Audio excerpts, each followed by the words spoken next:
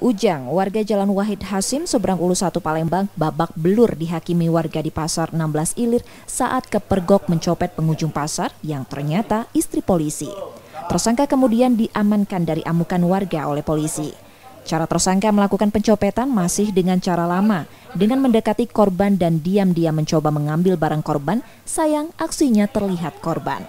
Teriakan korban mengundang perhatian warga di pasar yang kemudian menghakimi tersangka.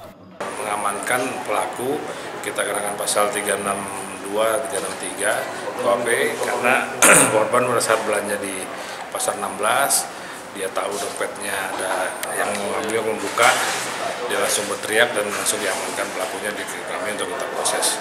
Lebih lanjut kita akan tangani. Modusnya seperti apa Bang waktu pelaku mengancamkan? Dia mepet korban, buka-buka tas korban yang diselempang gitu, dia buka terus dia mau ambil, ketahuan.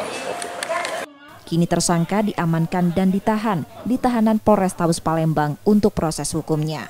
Yudi Kiswanto, Kompas TV, Palembang, Sumatera Selatan.